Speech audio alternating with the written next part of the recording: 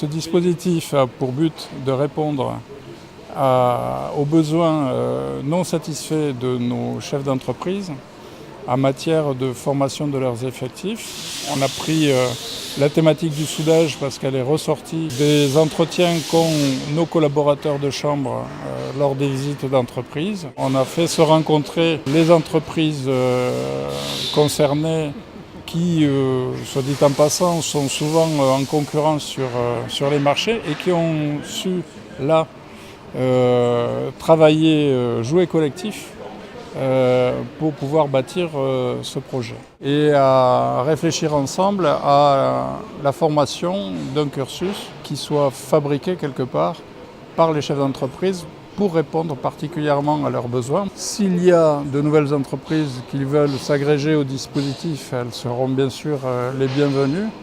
Plus nous aurons d'entreprises, plus nous pourrons monter le nombre de stagiaires et répondre aux besoins du territoire. C'est un dispositif qui correspond exactement aux objectifs de la région, à savoir dans une terre qui compte un taux de chômage élevé dans l'ensemble de la région. Ici, dans le Cotentin, on a des entreprises tous les jours qui nous disent qu'elles n'arrivent pas à recruter du personnel qualifié et répondant à leurs attentes. Et cette action formation, précisément cette action soudage, répond directement et précisément aux besoins des entreprises.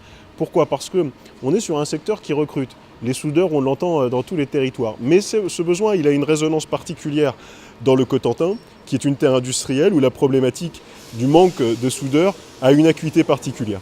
Et donc les chefs d'entreprise se sont mis autour de la table. Et qu'est-ce qu'ils nous ont dit à la région, nous qui finançons les actions de formation ? Eh bien, c'était de nous dire, nous, on aimerait pouvoir sélectionner les candidats qui vont venir être formés pour pouvoir être sûr qu'ils correspondront aux besoins des entreprises. Et deux, on veut pouvoir également choisir les contenus pédagogiques, la façon dont la formation va se passer. Eh bien, la région a répondu à ces deux préoccupations, à ces deux attentes. Et nous parvenons aujourd'hui à un dispositif qui est pilote dans l'ensemble de la région, je l'espère demain, qui sera repris dans l'ensemble des métiers aussi, des chefs d'entreprise qui participent aux besoins et qui pourront recruter demain ceux qui seront formés. Ce seront près de 40 soudeurs par an que nous envisageons de former. Et nous espérons ainsi répondre à ce besoin d'insertion professionnelle. Aujourd'hui, on a constaté depuis quelques années que la qualité, la formation était en baisse considérable et au vu de l'activité dans le bassin cherbourgeois qui a entre guillemets pompé pas mal de monde sur le PR, des CNS, Areva et entre autres. Et donc on est vraiment en manque d'ouvriers qualifiés.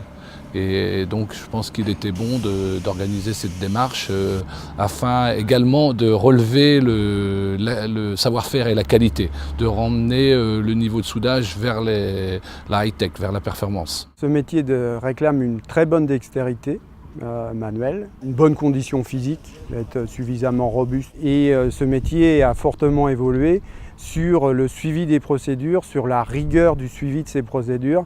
Il faut vraiment que le soudeur soit rigoureux. Aujourd'hui, un soudeur, il peut avoir à remplir pour une soudure jusqu'à 8 fiches, ce qui est relativement contraignant pour lui. Donc aujourd'hui, il faut vraiment que les jeunes travaillent aussi bien la partie technique que la partie, on va dire, un peu instruction.